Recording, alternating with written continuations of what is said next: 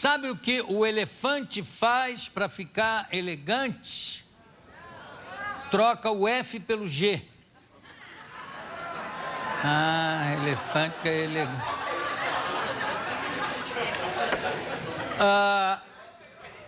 Você que botou isso aqui, Alex? Foi, senhor João. Foi. Foi, faz parte dos seus pensamentos. O que o elefante faz para ficar elegante? Troca a letra F pelo G. Foi uma noite péssima. Foi muito bonito. Muito bem, gostei disso aqui. Gostei do negócio do elefante. Do elegante. Do elefante, tava isso foi para mim, né, que ele fez. O que eu posso fazer? Entrou um mosquito na minha boca.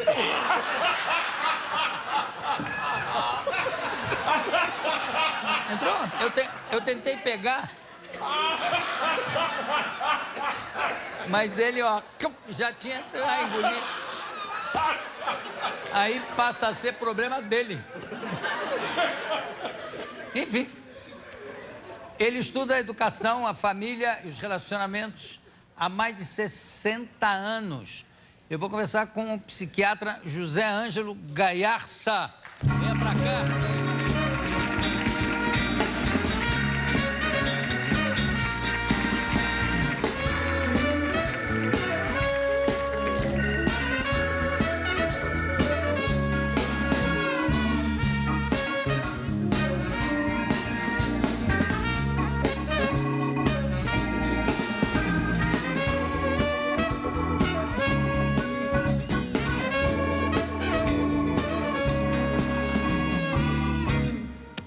Gaiarsa, quanto tempo que a gente não se vê, desde o tempo do Satiricon, é isso? É capaz. Sei que somos velhos amigos, mas eu muito mais. Desculpando a indiscrição, você está com que idade? 89. 89, parabéns, está ótimo. E continua firme na ativa aí, trabalhando? Escrevendo mais. Aqui tem o seu livro agora, Educação Familiar e Escolar para o Terceiro Milênio, pela editora Agora. Ágora. Ágora, é claro. Ágora. Qual é a sua visão hoje em dia? Como é que deve ser a educação da criança até os 4 anos de idade, os primeiros anos de vida? Peraí. Eu vim com um projeto. Eu ia dizer para você, João, não me entrevista. Eu quero propor para você uma sociedade 50-50 para ganhar fama mundial e internacional com um novo projeto de educação de crianças que começa no 2º dia de vida e vai até os 5 anos de idade. E forma gente que os 11 anos do nosso ensino básico não chega a formar. Porque começa com quanto? Com 2º dia de vida. Com 2 dias de vida. Começa a aprender a nadar. Vamos devagar. Sim. É uma fabulosa educação física que começa por aí. Com 2 dias de vida ele aprende a nadar rápido? Muito rápido. Dizem, aí há muita dúvida, dizem que ele não esquece do que ele sabia, mas eles treinam muito cuidadosamente. É um instituto para o desenvolvimento potencial humano de Filadélfia, gente que ama a criançada há 60 anos, começaram cuidando de lesionados cerebrais infantis e fazendo estimulação do que sobrava, eles começaram a ter resultados incríveis há 60 anos. Então disseram, e se a gente fizer isso com criança? Já naquela época, já se sabia uma coisa. É incrível a cegueira das pessoas. Você sabe, o recém-nascido é só cabeça. O recém-nascido, o peso do cérebro do recém-nascido é 22% do corpo. O nosso é 2%. Quer dizer, todo recém-nascido é um gênio se cabeça vale alguma coisa. Claro, claro. Não, criança é bobinha, não sabe nada, precisa ser cuidada e tudo isso. Eles começaram partindo daí. Mas o cérebro de 0 a 5 anos se desenvolve 90% do que ele vai se desenvolver. Isto é, se você pegar o cérebro de uma criança de 4 anos e puser ao lado do cérebro de um adulto, a maioria das pessoas dificilmente perceberá a diferença. Olha que interessante isso. E isso é bem estabelecido, não é? Bem estabelecido, vamos dizer. Então, eles dizem, olha, todos nós nascemos gênios e a educação nos torna medíocres. Porque você vai para a escola aos 6, quando você já está ficando ligeiramente débil mental em relação ao que você era 2 anos antes. Aí você vai para a escola. E eles desenvolveram técnicas extremamente simples e objetivas. A professora é a mãe e o pai, se quiser. E mãe analfabeta, ela pode aprender a ler junto do que ela faz com o garoto aprender a ler. Que mais posso dizer? Mas isso com que idade? A criança, então, pode aprender a ler? Com 1 ano. Com 1 ano? 1 ano. Mas nada de alfabeto e nada disso, é com placas assim, escrito. Letra grande, 8 ou 10 placas. Eles descrevem e dizem, olha, mostre durante menos de 1 segundo, porque senão a criança se aborrece. A mamãe fica já aqui, registrou aqui. A mamãe fica aqui, puxa uma faixa e diz, mamãe, papai, irmão, vovó, cachorrinho, 10 palavras. Já a palavra inteira? A palavra inteira escrita. E com essa rapidez? Com essa rapidez, 5, 6 vezes por dia. Enquanto for divertido, eles repetem isso nos livros. Olha, se a criança distrair e parecer desinteressado, para. Enquanto a criança estiver interessada, vai. Mas vai depressa, porque criança aprende muito depressa e se endereça logo, mesmo com 1 ano ou 2 de vida. Quer dizer, vai ao encontro daquela teoria de que para ensinar é preciso entreter. Quer dizer, quando a criança está aborrecida, se aborrece, quer dizer, já se fartou daquilo, não pega mais.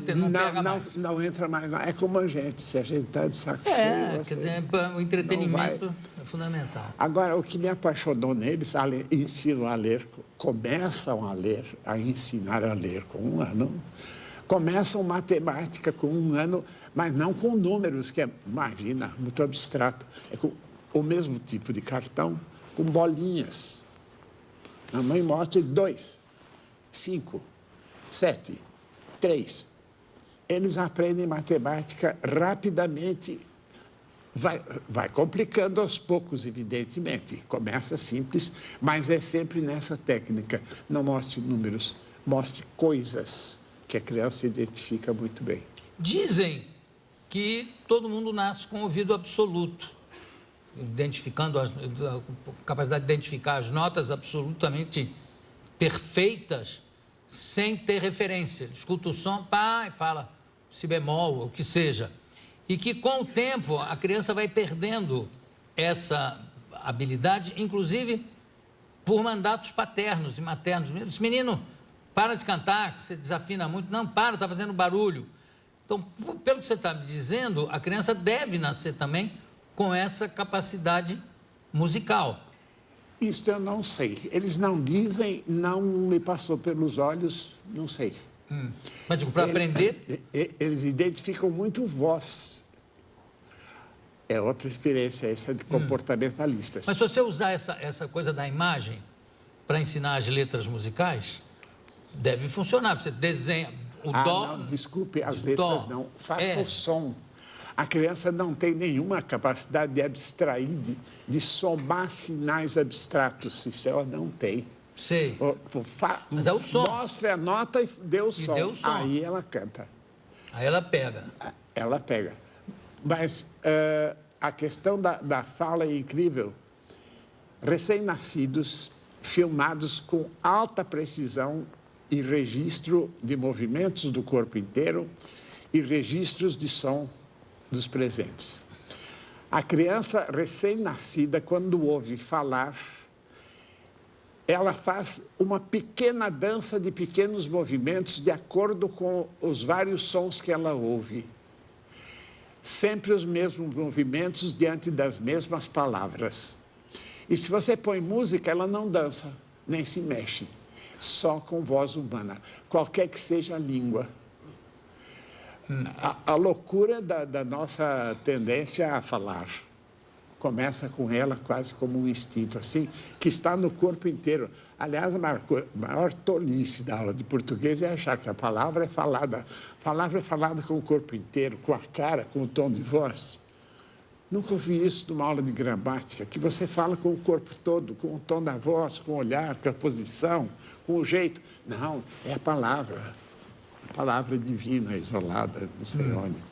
Agora, você disse que a família pode ser um problema na educação da criança, Não. ou na deseducação?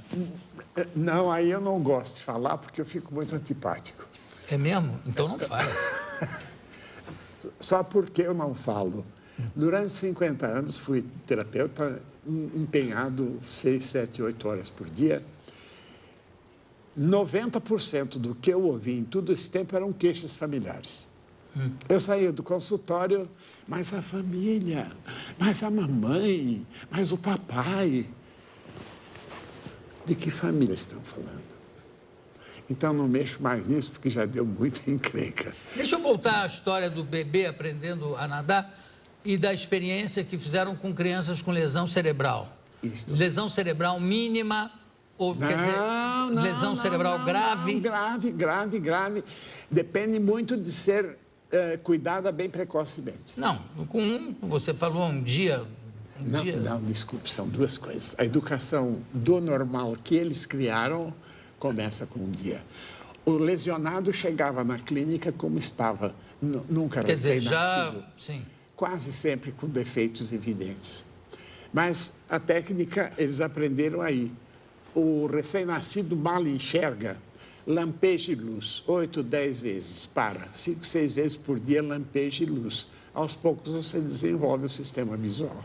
Ele identifica o som da pessoa com a pessoa que o alimenta, que lhe traz comida? Ele sabe que ali vem comida? Isso já no recém-nascido, independente deles. O recém-nascido nasce reconhecendo claramente a voz da mãe, que ele ouve por dentro. Claro. Estranhamente, porque a voz ouvida dentro não é a mesma que se ouve fora. Mas ele nasceu, ele responde à voz da mãe de um jeito que nenhum outro. Mas o que é fantástico neles é o desenvolvimento da minha paixão.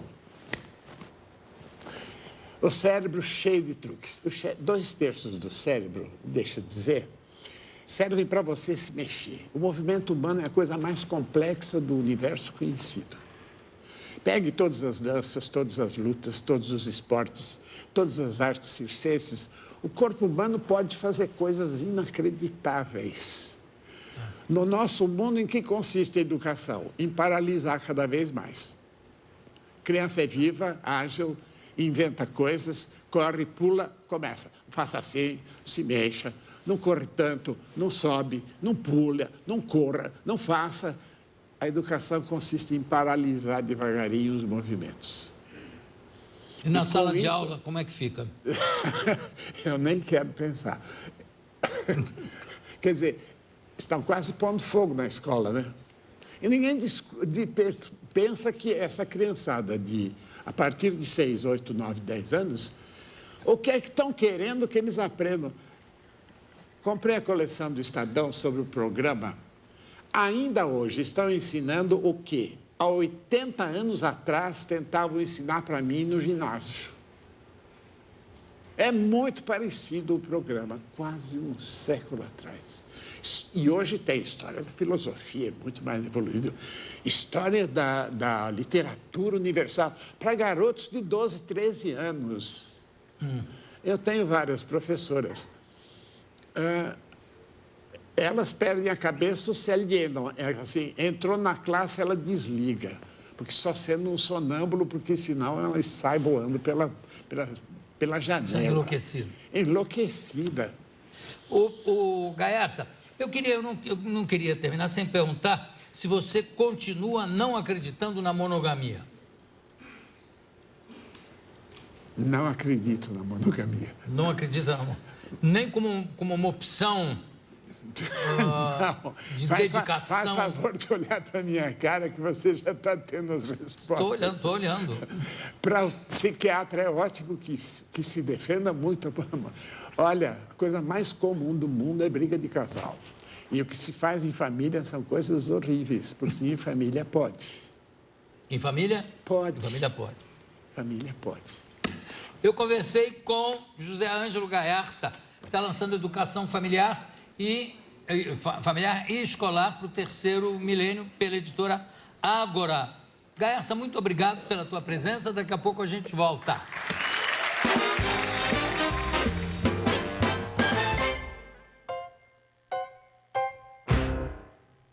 Grand Prix de Vôlei. As nossas meninas